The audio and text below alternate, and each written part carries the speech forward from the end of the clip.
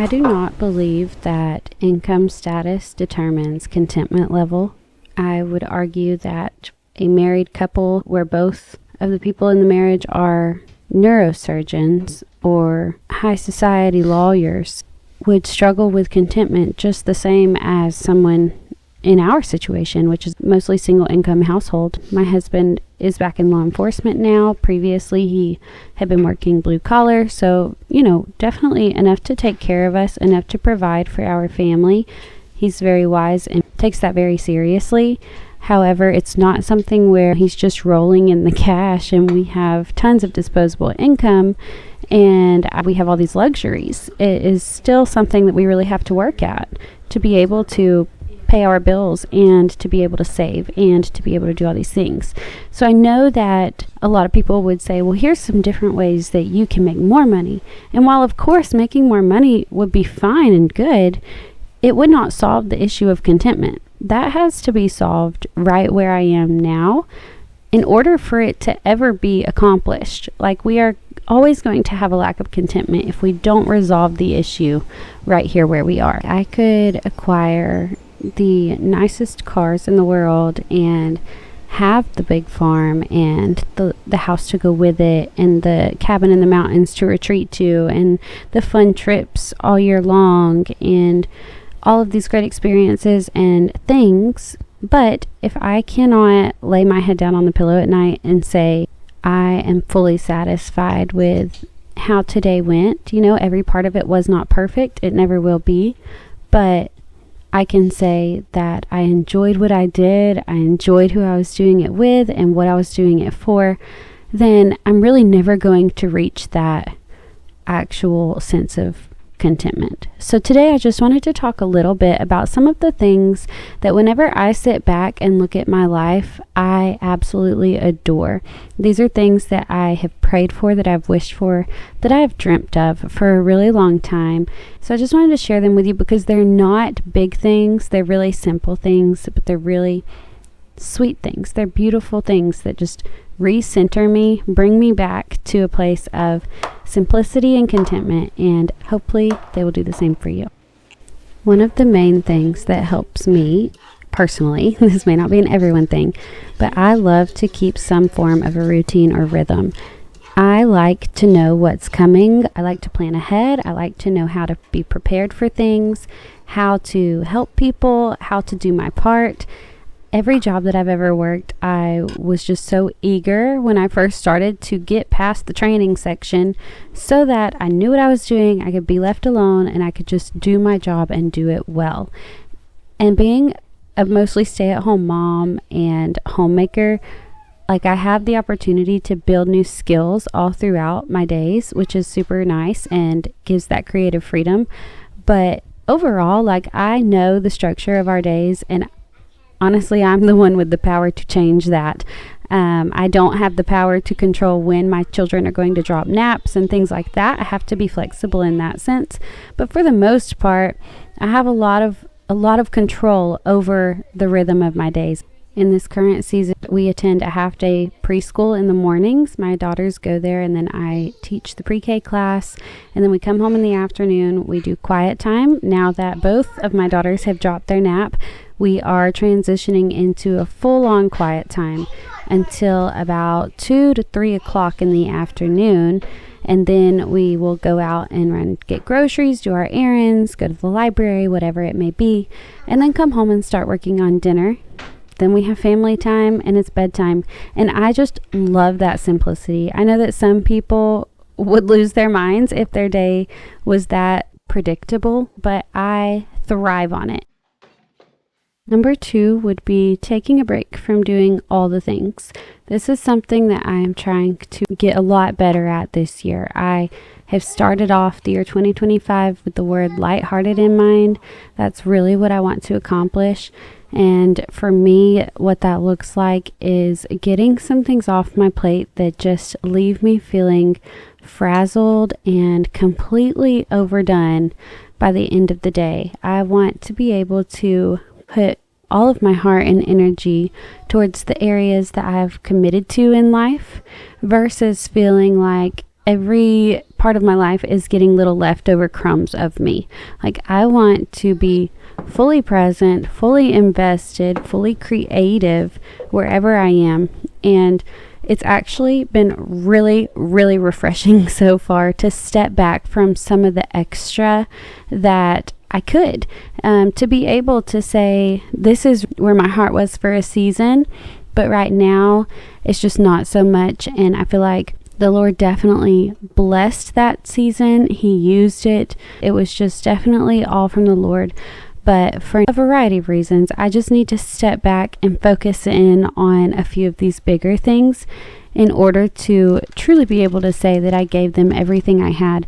And up to this point, it has brought me so much peace. I know that it's hard to back out of things, or especially if you have like a commitment already in place that you're trying to finish out. That's kind of different. But I will just say the relief and the peace that comes from that feels like the weight of the world being lifted off of my shoulders.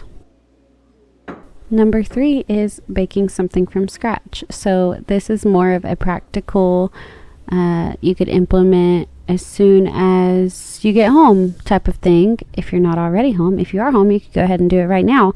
But I just love the satisfaction that comes from baking an afternoon treat from scratch. Like, give me a batch of scones or homemade muffins or cinnamon rolls or whatever it may be, and I will love you forever. The point is, though, I really just enjoy making them myself. It's such a nice therapeutic way to spend the afternoon, as well as to continue building up skills to enjoy things right here in my own home that I could go to the coffee shop down the street and buy, but knowing that I can make it on my own and then have plenty to share with anyone who comes through my door brings me a lot of contentment. That's something that I really find joy in, and it's just, I think, a really sweet thing that we can pick up pretty quickly. There's tons of recipes everywhere online.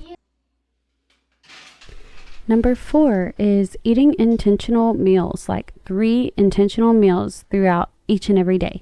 It's a lot of work. I am the world's worst about just grazing for breakfast, grazing for lunch, and then starving by dinner. And even a nourishing meal seems like it's not enough. I'm late night snacking.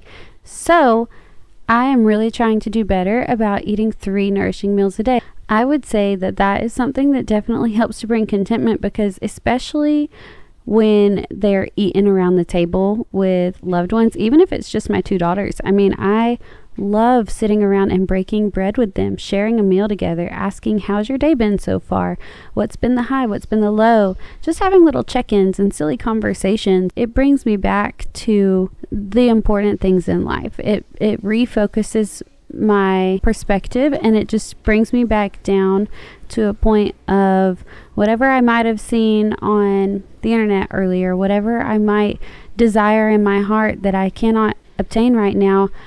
I have the most precious gifts right here in front of me, these people that I've been blessed with, and what a sweet thing that is. Similarly, I have been trying to keep a gratitude journal lately. So each day I just write at the top of my journal, today I'm grateful for, and then I do like a list as things come to mind. And I've tried in the past to keep Ann Voskamp inspired 1000 Gifts journal. It's kind of similar, but this is just a really cool way for me, because then even if I do miss a day, I'm still able to date the top of the page and just start fresh on the next one. And it's something where I can flip through the pages, and I think from year to year I'll be able to look back and be like, man, I just thought that I was grateful then, but in hindsight, how much more so can I appreciate all the good things that the Lord did for us, and He's still continuing to do. Number 6, another thing that really helps to keep my heart settled is to keep a clean home. And by clean, I don't mean like perfectly wiped baseboards at all times, but just to keep things picked up, and to keep the toilet cleaned and the bathtub cleaned. Those kinds of things go a really long way for my heart. Whenever I can finish a day or finish a week or just have a rest day because I have worked to keep the dishes out of the dishwasher, the night before or whatever it may be. And it's not something that is ever done, obviously. There's always more work to do. But for me, if my house is in like absolute disarray, I have such a hard time resting. I have such a hard time settling down. Usually, if my house is clean, I am more content because one, I feel that sense of accomplishment and I can lay my head on the pillow at night knowing that I worked hard and that good work was done. And two, my house is more pleasant to be in. Verse 7, go to bed when you're tired. I don't know why that's such a hard concept. I think oftentimes as like a stay-at-home mom especially, it's like, oh, well, this is my me time. I've been doing things all day long and now this is my time to just chill out and like veg out. But honestly, if we didn't have phones, if we didn't have books, would we do that? I just think back to like the time of Little House on the Prairie and Laura Ingalls Wilder. Like when she and Mary and Carrie went to bed, what did Ma do? She got the house ready to put to sleep and then she put herself to sleep, you know, getting ready for the next morning. And maybe that's not how a lot of people do things, but I have no problem with going right to bed because usually I am exhausted. Overall, I would say as my last point to just fill your life with things that encourage a light heart. Oftentimes for me, that means less screen time, more boredom, more creativity, more time throughout my day to be interrupted by children, by unexpected guests, by unexpected needs around me in the community that I am then able to serve. You know, it's just all of these things that I think consumerism encourages us to want or to think that we need. We end up craving them, and in reality, they will not satisfy, not in the same way that Jesus can, not in the same way that loving the Lord and loving his people can. There is nothing that compares to that, nothing that will ever fill the void in our hearts in the same way that he can. So I hope that you've enjoyed this. I hope that maybe we found some common ground and maybe you found some things to consider implementing into your own home and your own life. Either way, I just hope you're having a great day wherever you are, and I'll catch you next time. Bye guys.